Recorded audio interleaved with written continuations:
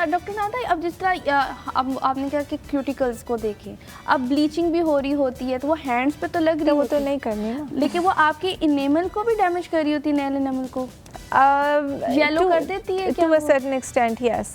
You know, so you need to जब भी like I said, बाहर के मुल्कों में सैलॉन्स पे एक प्रॉपर उनकी डिग्रीज होती हैं, they have to clear exams, they have to take exams. जब एक ऐसे सैलून पे जाओगे जिनको पता है कि किस तरह से सारा करना है, they trained well, तो you will not have these problems. Manicure and pedicure is not a bad thing. You know, you just have to go to the right place. Okay. I do not say कि नहीं कराएं, बिल्कुल कराएं. You know, बहुत अच्छा रहता है अगर if it's done right.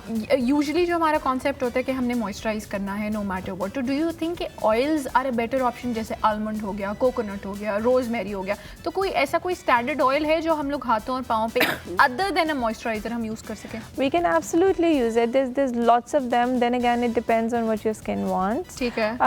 Oils का थोड़ा सा इशू ये होता है कि when you use it during the day, even ये Vaseline type जो चीज़ें paraffin based होती हैं, they attract dirt. ठीक है. So during the day when you have that on और फिर वो ऊपर से dirt भी attract हो रही है पूरा दिन, तो that's not a good thing. So it's the heavy or thicker चीज़ें and oily oils जो होते हैं you use during the night. ठीक है. अब oils की तरफ आएँ तो बहुत सारे होते हैं जो they're not pure oils, right? So that is very important also. For example, जिनको eczema होता है, अगर वो oils use करना शुरू कर दें with जो कि pure नहीं है, तो it's going to be troublesome, right? So coconut oil is one of the things that we use very much in skin remedies. Psoriasis में use होता है. So coconut oil is safe to use अगर if it is organic, completely organic.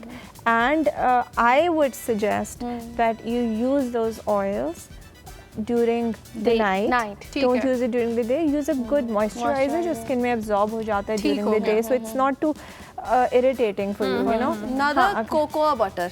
Is it good for hands and your feet आपके? Yes. And how is it different moisturizer? जो basic moisturizer Just thicker consistency है ना. Thicker होता है. It's thicker. It's just extra dry है, ज़्यादा hydration है. So it really depends कि आपकी skin अगर extra dry है तो you can absolutely use it. Wonderful. ठीक हो गया. डॉक्टर नादा, अच्छा अब ये जो गर्ल्स हैं ये इस चीज़ को बड़ा अट्रैक्ट करती हैं कि हम अगर फ्रीक्वेंटली सैलून्स जाएं और फिर उसके बाद नेल्स भी लगवाते हैं. कुछ लोगों को नेल्स लगाने से भी इन्फ्लेमेशन हो जाती है. कुछ लोगों को जो है वही इंस्ट्रूमेंट यूज़ करनी चाहती है और कुछ लोग कहते हैं कि हमने जूता पहना है, जूते की वजह से हमारे ब्लैक हो गए हैं. और बाज़ दफ़ा कुछ केयर ही नहीं करती हैं तो उनके बिल्कुल ब्लैक रहते हैं. तो इन सारी चीज़ों का क्या हल है? Without going salon home remedy क्या हो सकती है? देखिए, अगर आप घर में कर रहे हो ना कुछ, एक तो सबसे पहले जो चीज़ ट्रिगर कर रही है, जूता अगर ब्लैक कर रहा है, जैसे कुछ लोगों की यहाँ पे लाइन पड़ जाती है जैसे. हाँ, अगर वो कर रहा है तो उसको मिनिमम करें ना. Don't wear something that is causing it, because आप जब भी पहनोगे वो करेगा उस तरह से. सो ट्रिगर फैक्टर से दूर रहें.